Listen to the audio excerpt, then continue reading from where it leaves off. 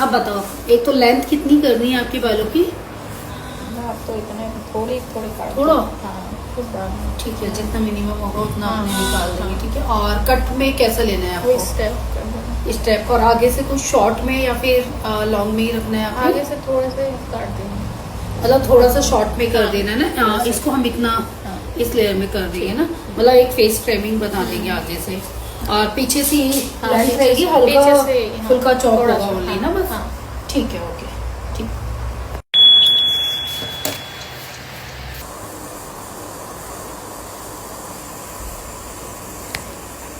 देख,